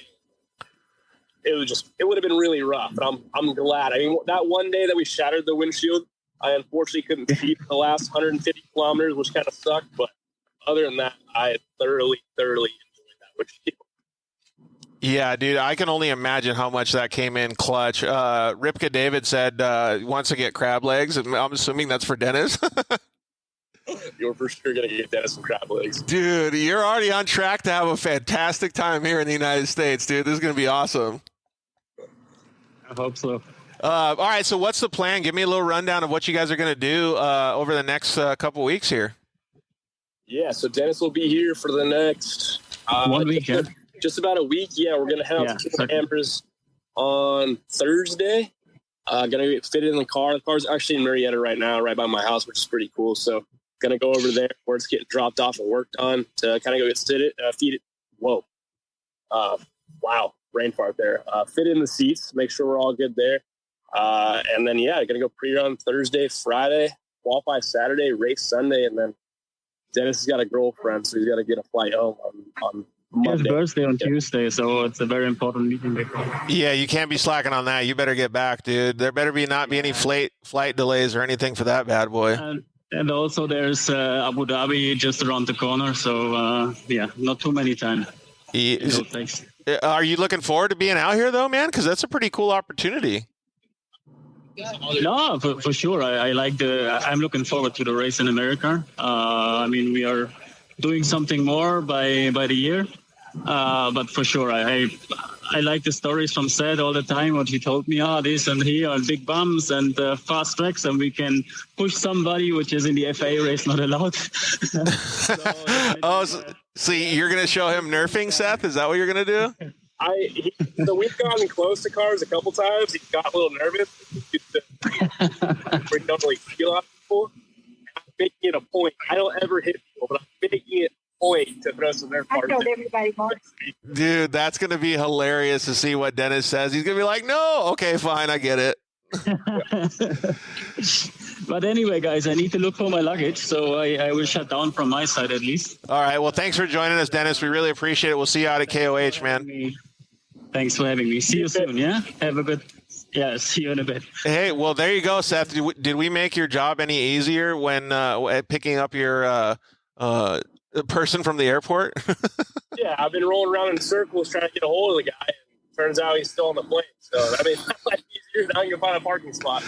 Dude, that's hilarious, man. The stuff we do on the Dirt Life show. Hey, I want to thank you for coming on too. I know you're a busy guy. I'm really stoked that you're doing all that stuff at King of the Hammers. I think it's going to be pretty cool to see you out there doing even more racing. Yeah, I appreciate it. I love hopping on. It sounds like we got kind of a bad connection, dude. Hey, I know you want to thank all your sponsors, so I'll let everybody know when they come on the show. I really appreciate you coming on, dude. We'll see you out at KOH. Sounds good, man. All right, we'll see you. Have a good one. Yeah, man. Okay, so we're going to try and see if we can get Scott Abraham on here, the owner and team principal over at Redbull Can-Am Factory Racing Team. He sets up such a good program for all of these drivers to have a success rate out at Dakar. So let's see if we can get him lined up and on the show with us. If you are watching, there you go. Scott Abraham, what's up, dude? How are you? Very well, and you? We're doing good, man. I know that you just had a flight as well. I don't know if you were watching, but one of your co-drivers or navigators, Dennis Zenz, just got off his plane as well. So I appreciate you taking the time with us. Let me give you a proper intro. So Scott Abraham has, 19 Dakars to date. He's been to 19 Dakar rallies. So that's a point that we want to talk about. And he's now the team principal or the owner of Can-Am South Racing Team, which is now the Redbull Factory Can-Am team. Man, the development of the program and what you've done has been pretty amazing, man. Yeah, it's been a bit of a surprise to be, in the past 6 years. It went from a 2-car operation, and this Dakar we went with 26 cars. It all started down in Brazil, actually, where I met a guy called Bob Lumley, who was at that time the VP for Can-Am. And from there it just grew. Yeah, well, you make it sound like so easy and humble, but it takes a lot of work to get to the point that it is now. And I, as an off-road enthusiast, I really appreciate the work that you guys put in, because you guys are excelling the sport and you guys are pushing the boundaries and pushing the limits on stuff that is actually achievable. Now you've won a bunch of races now in the side-by-side category. It's just really, really cool to see, man. So I'm appreciative of it. I'm going to bring on one of your guys' team sponsors, the guys over at Motul. The Motul USA guys want to join. Darwin actually went out and participated in his first Dakar rally. So you got 18 on him. But Darwin, what's up, man? How are you? How's it going, guys? Can you hear me okay? Yeah, we can hear you great, man. So Motul is a big supporter of the Redbull Factory Can-Am Racing Team. It's pretty cool to see you guys team up, and there's a big difference in the two faces on the screen. Darwin has been to Dakar for 3 days, pushing it 3 days, and Scott has been to 19 Dakars, man. Can you believe that? Yeah, I mean, honestly, when I jumped on and heard you say, Scott, you'd done it, this was your 20th, I was, in total awe, to be honest with you. Because, I mean, just being there the 3 days was such a surreal experience for myself, being the first time, Yeah, I've been very fortunate to be able to have raced Dakar. My first one was in 2003. So I've got one more to go until my 20th. So 2024 should be number 20. But, I raced Africa. And then when we went to South America from 2009 onwards, and then, now in Saudi Arabia. So, the race is something special. It's definitely part of me, the experiences we have. I think that's the beauty of any form of off-road racing. It doesn't matter if you're in Baja or in South America. You get to see places which are not just airports and not just cities. And I think that you meet wonderful people in little towns, and those are the experiences which make it so special. Yeah, it is really cool. What's been the biggest difference? Obviously, you've raced Dakar too, Scott, but what's been the biggest difference, I guess, aside from the progression, like with UTVs coming out and stuff, over those 19 years, man? Because to us in the United States, like, Dakar's on the map now, but for you, you've got much more heritage with it. Well, I think, we got to look back. Dakar started to get proper traction in the US about 4 or 5 years ago. I think it also came a lot with the UTVs because it was a category which people could relate to. You saw Can-Am or you saw Polaris when the Matlocks raced. Yep. So this is what's really exciting is that you're bringing manufacturers across. Obviously, Casey Curry won Dakar with us in 2020. And then obviously before that, guys like Robbie Gordon and obviously all the motorbike guys have been involved, but it was always, sort of like, what is this race? And I think now it's become a lot more mainstream. We've seen that, especially from the media, 28% of earned media value and global viewership is from North America. So that's definitely growing. That grew from 9% in 2020. So it's been a big growth. And I think we're already starting to get some traction now. I think it's also going to be exciting. The Sonora Rally is now part of the World Championship. So that's happening the end of April. So I think for the first time, the North American market will finally get to see all the not only the UTVs, but also the motorbike guys and the T1 race cars, the T1 Pluses, the Toyotas, the Audis. You'll get to see them in North America for the first time. So I think it's been a long time coming. There's a lot of work. Darren Skilton put a huge amount of work in. He's raced Dakar himself. So I think it's going to be interesting to see what happens in the future. I think it's really cool, man. And even just to go we'll kind of step down granularly and understand each individual team has the logistical portions that they have to work on, right? So there's a lot of setup, and I don't remember who it was. I think it was Skyler House that was just talking to us about even just on the dirt bike side of things. You're basically planning a whole year in advance. I mean, do you have to talk with for instance, your oil partner, your wheel partner, to get these things prepared for next year already? Or how do those things work? Because to me, that is one of the most phenomenal portions of the race. Well, I think specifically, if you just look at Motul, they always pull their hair out a little bit because it's, when you're running it for 26 vehicles, and also it's not just Dakar. We run 25 events in a year. That's around the globe, including obviously now our North America program, which is something exciting. It's a new challenge for us. We still got a lot of work to do there, starting from scratch last year. So. But yeah, Dakar starts the day Dakar finishes. If we look at, for example, with Can-Am, we put our parts forecasting in the end of February to basically be able to meet the supply chain requirements. It's a huge logistical challenge. It's 193 people who we move day to day. 89 vehicles in total, from race cars to motorhomes to service vehicles, trucks, semi-trailers, obviously the expendables like Seth mentioned. And AJ, and then from there, then it goes. It's the thousands of liters or gallons of oil. It's the 1,300 tires. It's the 800 wheels which we take to Dakar. So the operation is huge. And then the cups of coffee. As AJ touched on, it's 10,000.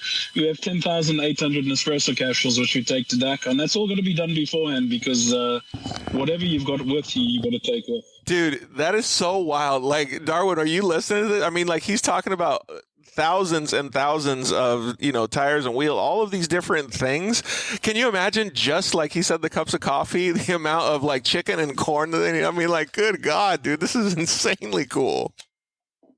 Oh, yeah. That was one thing that kind of stood out for me being my first time. And we went to the bivouac or whatnot. Was we had a trailer specifically designated to just wheels and tires. And I'm not kidding you, the entire trailer was just full of tires for all the vehicles. Just seeing it on kind of the big scale that it has and everything else was truly impressive. And you guys touched on it earlier, the growing interest here in North America. I can definitely speak to that myself because, prior to even my days here at Motul, I didn't really follow it too heavily. And then I think Ricky's kind of being the first American to win the bike category and such, really put it on the map. And then obviously with Austin and Seth and whatnot, the growing interest there has really kind of catapulted the side-by-side market as well. Yeah, it's pretty crazy, right? And then so I want to get the same question to both of you guys, with Scott with his 19 years of Dakar experience and Darwin with your, we'll call it 3 days of Dakar experience. I want to throw the same question to both of you guys. What are some of the most notable items that you remembered from this year's Dakar? Scott, why don't you go first?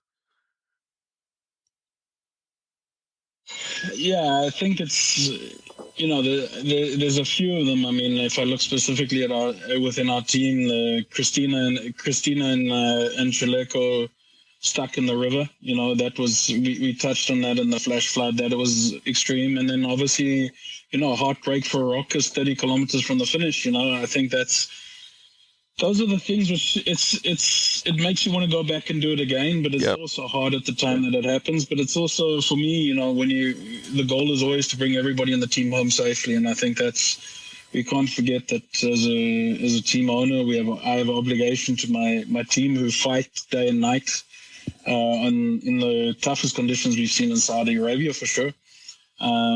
And that's the thing for me, is those are the experiences. There's so many of them during the race that are just like these little memories, and you really need time after the race to decompress, and they just pop up. Yep. It's not always these bad things or good things. It's just like, oh, did that really happen? Yeah, totally. And then so like he says it like it's an easy thing, right, Darwin? And he's so humble when he says it. But I was looking through some of their media package, and you could see some of the images that were captured, and the amount that Scott cares about his team, and the team cares about Scott and everybody else. I mean, it's phenomenal, and that's what wins races, right? I mean, people say teamwork makes a dream work, and if that's a cliche statement, then whatever. But like, it really does, because they all have the same amount of passion, and they want to get those vehicles across the finish line as quickly and as safely as possible. So it's pretty amazing to have such a great leader like Scott.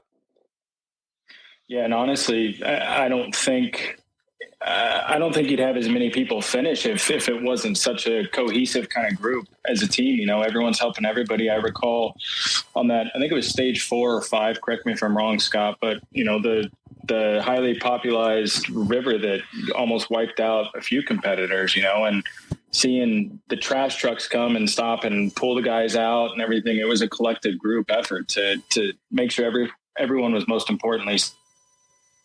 That was one thing that really stood out to me. And then I think just, being a dirt bike guy myself, one thing that kind of highlighted this year's Dakar was just how close the racing action was on all segments, whether it was the trucks, whether it was the T3 lightweight prototypes, all that stuff. I mean, the last day, I think the dirt bike category came down to like 28 seconds was like the gap, if I recall, between Benavides and Toby Price. And then having 9 different winners, I think it was, in the first 9 stages on the bike category was unprecedented. Dude, it's so insane, but it's super cool to see, right? Scott, is that a product of the track layout, or is that just a product of the elements? I mean, what usually lends itself to that? Because to me, that's unheard of.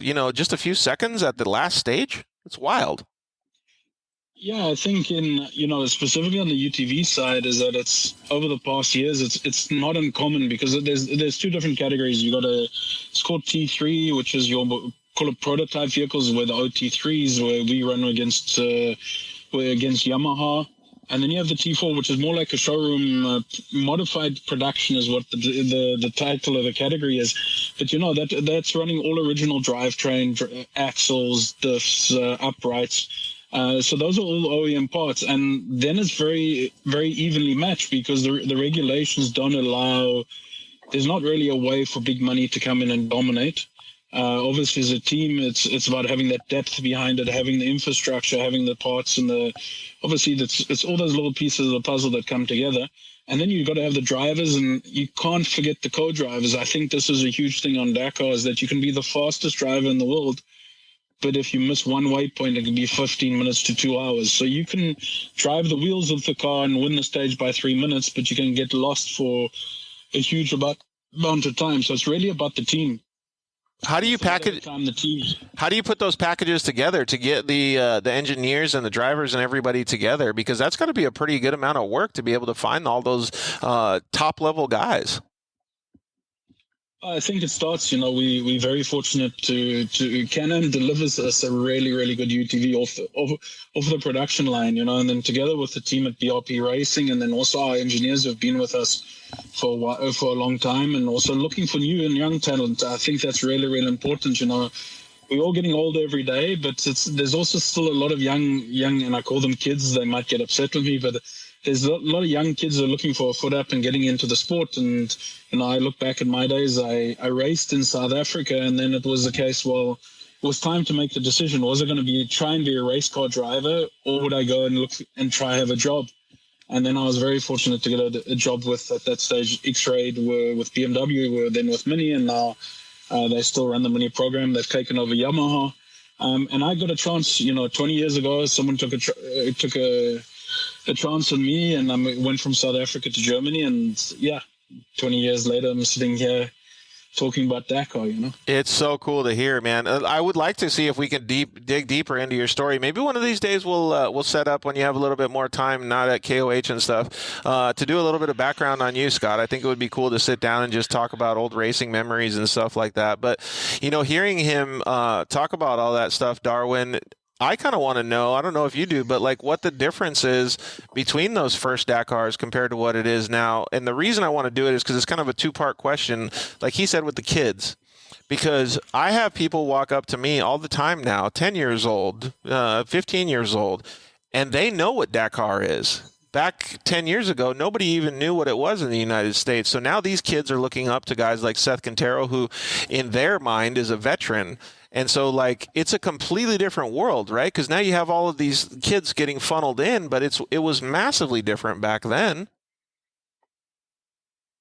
Yeah, that was honestly one thing that kind of came up earlier is I'd like to kind of understand the differences, from the early days of South Africa and all that stuff in comparison to now, kind of the differences in the terrain, obviously, how much Dakar itself has grown, like all that stuff. I mean, obviously Motool's a huge proponent of the involvement over the last, 10 years or whatever it's been. But I'd be curious on the change just, from place to place and kind of how that's transpired. Yeah, I mean, I think that's almost a show in itself. That I'm very fortunate to also work with people who have a 30 Dakars experience, and I think that's it. Is when I was in Africa, my first Dakar was a 21-day Dakar. It was you drove across the borders from Morocco to Mauritania. You did 1,000 miles off road in a day in the service trucks.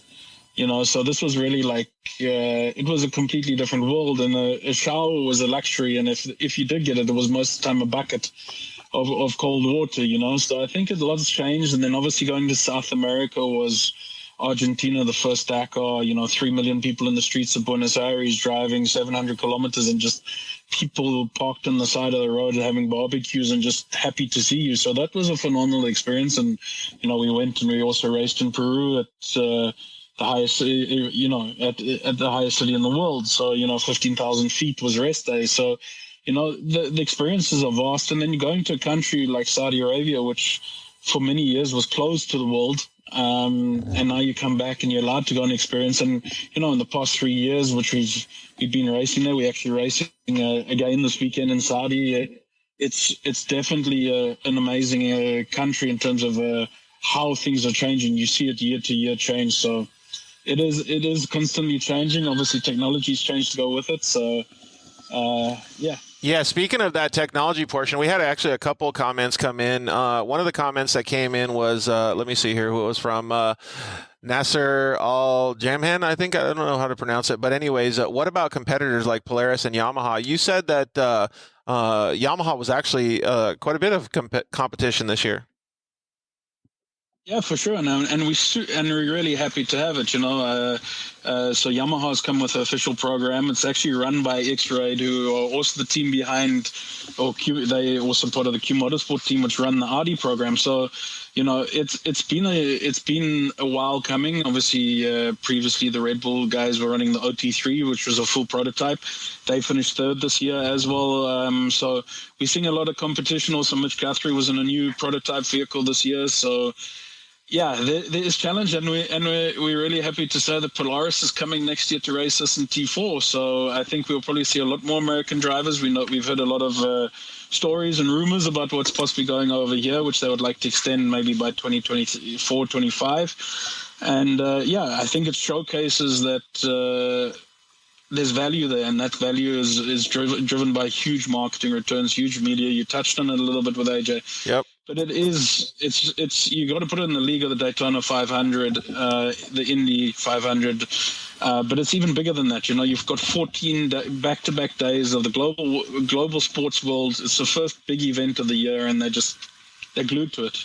It is really cool, man. Yeah, just the growth. I mean, like even talking about the 19, 20 years ago and stuff like that, it's crazy. And so speaking of the difference in vehicles, we actually had a question come in that I don't know how you pronounce it. Flick asked, what was the focus of the press conference on press day in Saudi? Looks like South Racing was introducing a concept car. Yeah, so I mean, there's a lot of stuff going on. I mean, we never sort of stay still. Other than our 25 events in a year, we've also got to look, to the longer future. And I think this is touching on something which, we've got to start looking at sustainability in our sport. There's a lot of pressure to look at what we can do. So we've come up with a concept called the Future Vision concept. It's a concept vehicle which is sort of our vision of what a UTV could look like 10 years out.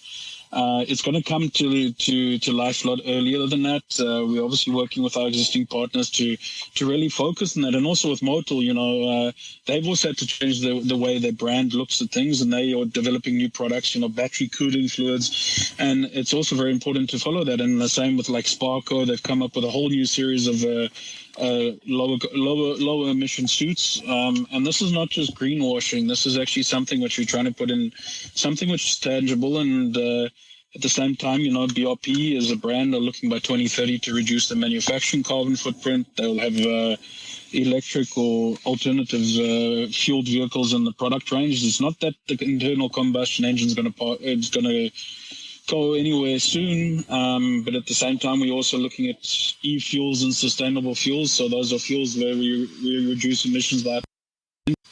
And it's just a little bit, it's bit by bit that we're going to start chipping away at this. And it's not a quick fix. It's a really long-term project. And it's also a way to be sure, together with another program we launched, which is called Can-Am Next, which is looking for the next generation, not only of drivers and co-drivers, but also the whole technical team and logistics team, marketers, everybody to go behind the team. And that's going to be built up over the next year. So we'll see a lot more of that. I think the Scramble series where Can-Am has partnered this year will start to be a good basis where we're going to start looking for new talent to come through. And also, there's going to be the next AJ Jones and Seth Quintero.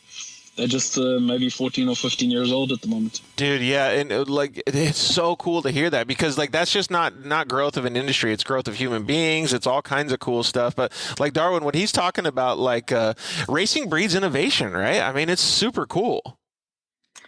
Yeah, I mean, honestly, that's kind of our mantra, right? Is we use platforms such as MotoGP and Dakar and Isle of Man, which I was just watching some highlights of that today. Like, we use these platforms and these professionals and such to kind of speak to the pedigree over all of our products, because, obviously if they work for AJ and for Seth and for Ricky and guys like that, obviously on the consumer level, they'll be able to withstand any conditions really that you throw at it. So we kind of pride ourselves in being involved on some of these more endurance races. I just got back from Rolex 24 yesterday, and kind of witnessing that on the four-wheel side was such a spectacle.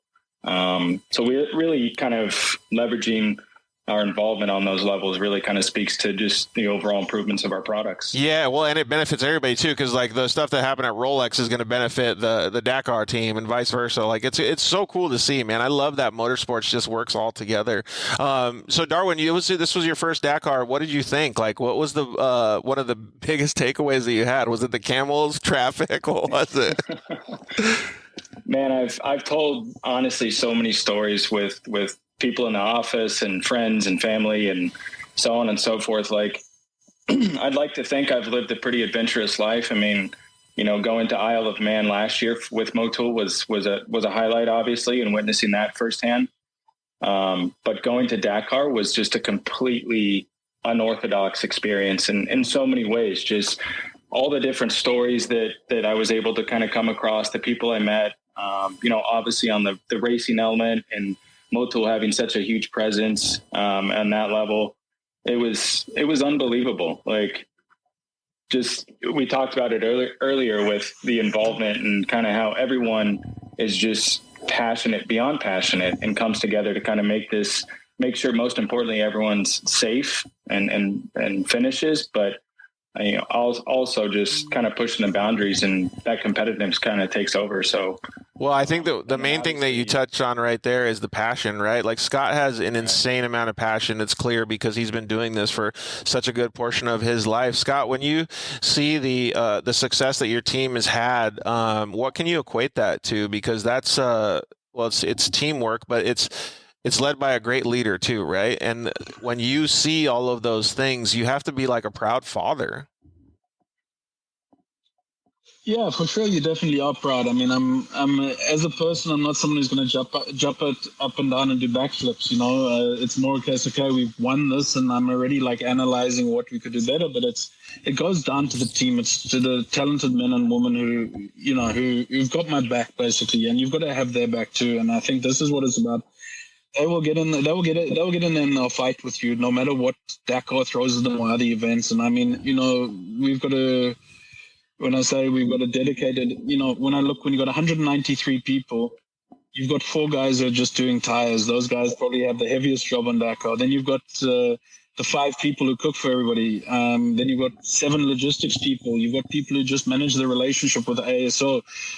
If you look and you just have to try and imagine doing the entries for 193 people, that's months of work. So, and it's every little person's role, which is so important. But again, it's also, you've got to have that vision. You've got to have great partners on board, And I've been very fortunate to have them partners who support us, and I think they've also seen that the way we do things is a little bit different. We're not a company who goes and says, "Oh well, we're going to go start a project. We would like some support." We do it, and then we go ask for it. And most of the time, that's how we've grown, and I think we've also grown the industry. I think it's also, we built 65 Can-Ams or Dakar spec Can-Ams a year. Oof.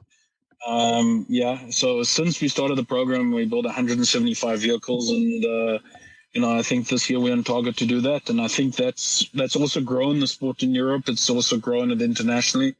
We've got cars around the world, and that's at Dakar. We didn't only support our team; we supported the 55 vehicles which were built by us at the event, and we also had a semi which Can-Am where they have a full parts service for all the Can-Am drivers or owners at Dakar. So, you ask what it takes. It's just a continuous adding value wherever you can, but also like taking the knocks and getting back up.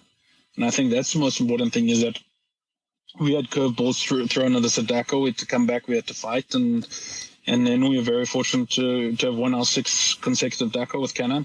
Yep, and it did. Yeah, like you mentioned, it doesn't come easy, right? It's a lot of work to get to that point. But that's one of the things that I appreciate, and I appreciate you taking the small amount of time out of your day and you being on a plane. You're coming to America, and you're doing the same basic thing, and you're taking the time to talk with us. You're going to be pushing in to the American racing scene. I think it's fantastic, Darwin. You got to be excited for that. Yeah, honestly, I mean, just the overall involvement and growth of the South Racing team, the Can-Am winning, like you said, six in a row is something that ultimately speaks to our products and the longevity of them and so on and so forth. So definitely looking forward to King of the Hammers, I can tell you that much. Yeah, so what's the plan then, Scott? Can you give me a little bit of a breakdown the next couple of weeks for you, and then maybe towards the end of the year? Yeah, so I mean, I think for us, it was also Motul was one of the, let's call it, the instigators in this, and some of our other partners who were looking. They were like, "Hey guys, you got to come and do this in the States." So last year we started our North America program from scratch. We had to go back and learn everything. We might have won Dakar, but it doesn't mean anything in Baja. So we started in Vegas to Reno last year. We then did the 400, our first DNF in 5 years of racing. So we took that a bit personally, and then we finished the 1,000. So I think for us, it was getting a lot of experience last year. And now this year, we've got a full program with the Redbull Off-Road the USA Junior team with obviously BF Goodrich Model KMC behind that program, and obviously Red Bull. And it's going to be an interesting one. We're running the King of the Hammers Desert Race. We're not ready for the rocks yet. And, Can-Am's got a great bunch of drivers who have done phenomenal work there. And it's about complementing what Can-Am does in North America, not cannibalizing it. And, then we got Mint 400. After the Mint, we'll run the Baja 500 and then Vegas to Reno again. So quite a nice North America program, as well as the drivers, Seth and AJ, will be at the Red Bull Scramble Series as well. And then on top of that, we've got the World Championship rounds, which literally 2 weeks after King of the Hammers, we're in Abu Dhabi. A week later, we're in the Mint. And then we come to Sonora, and then we have other races in Argentina, Morocco, before going back to Dakar. So a lot of things happening, but exciting to be in the U.S. Yeah, well, first of all, kudos to you. But Darwin, all I heard there was he's never going to sleep. Yeah, honestly, that schedule that's a pretty rigorous travel schedule. Up those sky miles and hotel points, I guess. But one thing I do have to say is just like kudos to you, Scott, for actually putting in all that effort, because that's what pushes an industry forward, right? Is people that are so passionate about it, and clearly you were passionate about it because you started in Dakar and you've worked your way to this point. But one of the things that I would like to focus on is when you said that you're doing the like the next generation drivers. What did you call the program again? So Can-Am Next is something which, so it's the next generation of drivers, but it's also, because it's difficult to, in the US, it's easier to race. I've got to say your barrier to entry, you can go as a 16-year-old kid, you can get in, or even earlier, you can get into a Can-Am or a Polaris or any type brand of UTV and you can go racing. Or you could even get in a trophy truck if you want, Whereas in Europe, you've got to wait till 18 years old. And, we've identified that we've got to keep this progression going. So for us and, together with our partners, it's very important that we want to start creating this path that we can identify young drivers from around the world, and obviously the co-drivers. And that's going to basically create that progression where we can go through the T4 modified production category, go up into the prototype UTV category. Hopefully the best of the best will then get a ride in the T1 Pluses in the world of Toyota and Audi and Mini and ProDrive. And I think that's, if people see the ability to move up, that's great. And then I think at the same time, a brand like Can-Am continuously innovating and bringing new product to market. It's also, we know globally finding great talent is becoming more and more difficult, so it's time to build it. So we're looking at ways that we can also work with certain programs. Motul has a great charity program where they work with, let's say, problem kids like I was maybe a little bit, where they develop them into specialist mechanics. So there's some programs in France where they develop them to vintage car mechanics, race mechanics, bike mechanics. Also in Burkina Faso, they have a charity called Moto Corazon, where they actually work and they actually train kids to become mechanics. So that's so cool. There's a lot which we can do, and this is something taking a page out of Motul's book, and this is going to tie into where we're going with Future Vision. So it's like, where do we see this industry? So Future Vision might be a cool looking car, but it's a lot more, and this is how we tie all these programs in together. Man, I think it's so great. And Darwin, like when I hear all that stuff, clearly there's a business side to it. But for our audience that may not understand the business side, it's very simple. They have an opportunity that's going to exist in the future to be a part of a fantastic team with potentially new vehicles and potentially new development programs. It's so cool to see that off-road is being built by guys like Scott for all of the people that are enthusiasts and racers, because we get questions daily. How do I get into off-road racing? How can I? My son is a fantastic driver. I want him to get known. Like all of these crazy things, and now we're putting a funnel together where they can fit. Yeah, I mean, it ultimately gives them the platform to, kind of take that passion and potentially turn it into a potential career, such as Scott's done, such as AJ's done, and these other guys. I mean, it's something that I guess is kind of a play from stick and ball sports, but to see it kind of transition over to motorsports and specifically these platforms is really neat. Yeah, man. I kudos to both of you guys. Darwin, I know you want to get back to Dakar. I want to go over there one of these days. Scott, man, you've got a lot of experience over there. I'll let you guys go because I know you guys are busy. We got a lot of stuff to get prepared for at King of the Hammers. Scott, I would like to have you on the show one day, man. Maybe we'll go do a little bit backstory, story time with Scott one of these days. I think it would be cool. Yeah, I'd enjoy that.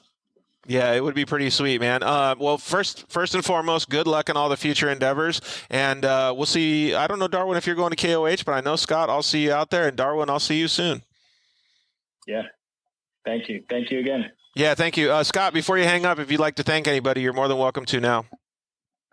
No, I mean, I think we're super fortunate to work with so many great partners. And, I mean, obviously, it's without those partners, whether it's Motul with the oils, BF Goodrich, KMC, on the Redbull program, and obviously Red Bull, Can-Am, they've been backing us up on this for a long time. And then, I mean, obviously we've also run our full custom operations, and most importantly, the team who are working around the world at the moment in Saudi Arabia and America, in the US, as well as in Portugal at the moment. So thanks to all of them. Yeah, man. Well, you guys are doing a fantastic job. I appreciate everything that you guys as a brand Motul is doing, and Scott, that you're doing to push everything forward.